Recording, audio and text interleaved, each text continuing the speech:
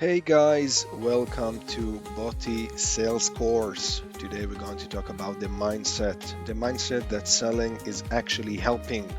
Most people think that in order to be a successful person, you have to be pushy, you have to convince people to do the thing they don't want to do.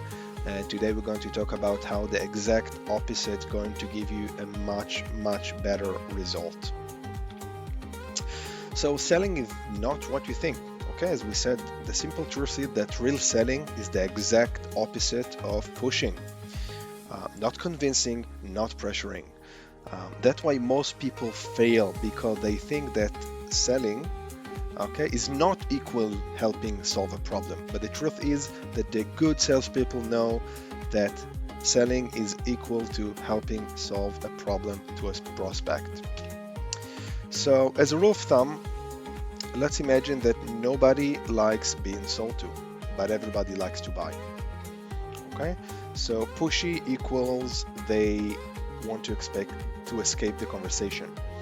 Buying actually really feels good to the prospect because they have an issue, not we do. They have a problem that they really want to solve, and if we do the good job of actually figuring out with them what is the problem and give them a good solution, they will be more than happy to get rid of this problem. So what not to do? Don't be the pusher.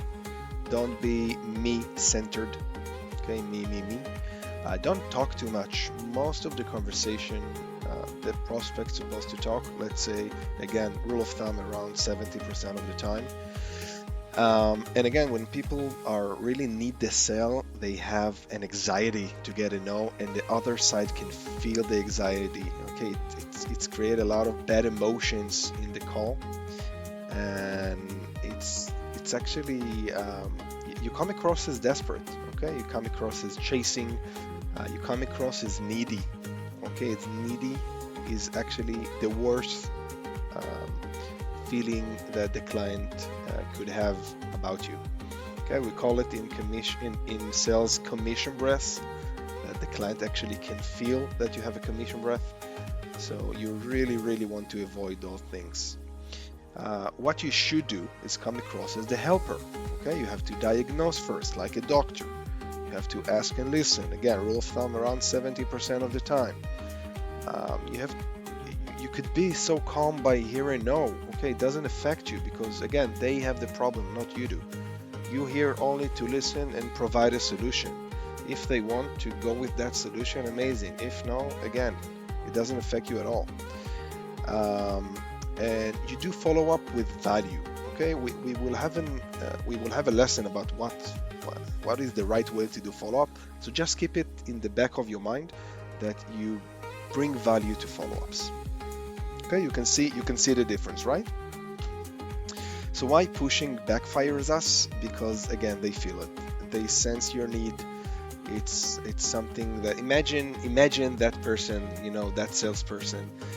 Everybody had that experience as somebody tried to push them into buying something.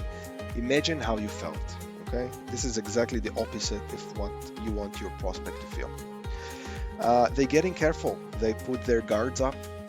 Okay, they have more resistances about the sale. The sales process taking much longer. And again, we want to do the exact opposite. We're going to talk in this course a lot about how we can put their guards down. Okay, how we help the client to put their guard down. We have a lot of technique and a lot of ways to do that. But keep in mind that once you're pushy, the guard goes up. And again, they would like to end the call as soon as possible. They will look for the exit. Okay, so this is things that you want to avoid. The opposite of that is think like a doctor. Okay, doctor, diagnose before prescribing. Bring the same respect to selling. Find the real problem. Genuinely care. They can feel like the prospects feel when you really care about solving their issue.